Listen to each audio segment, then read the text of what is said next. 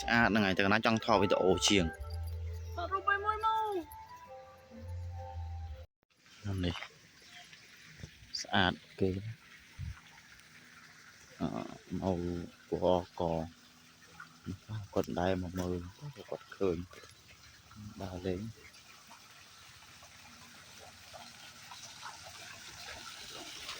ស្ងប់ស្ងាត់ល្អស្អាត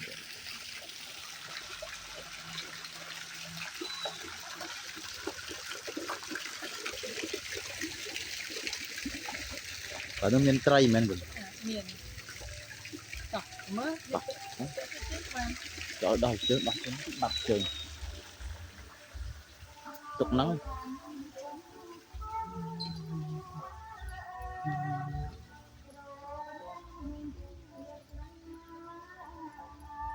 ចេញប្រឡោះនេះមិនរួច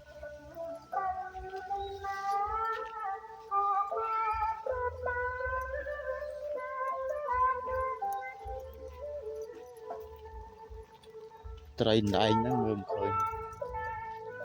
ប៉ុណ្ណាណៃ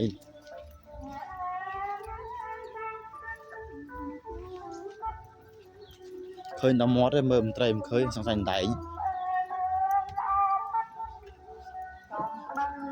អូត្រីនេះ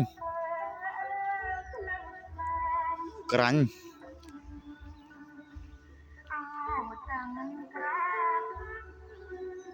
មើលអត់សូវឃើញទឹកថ្លាពណ៌ខៀវចេះអូនេះដែងក៏មានដែរ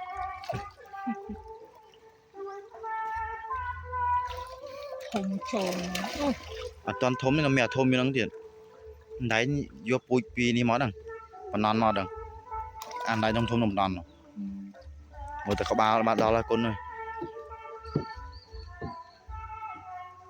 នេះហែវគប់តពេលហ្នឹងអានេះ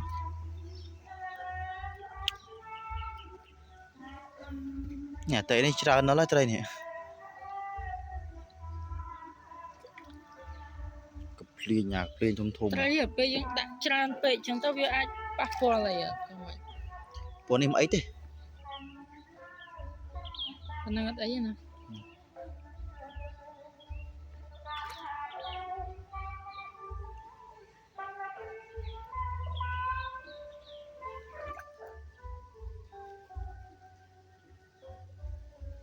ថតចឹងដែរ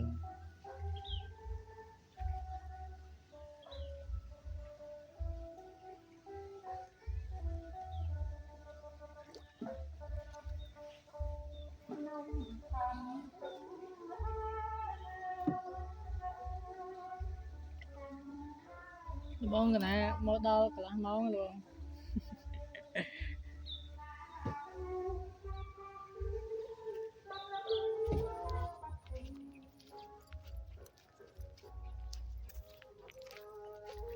ស្អាត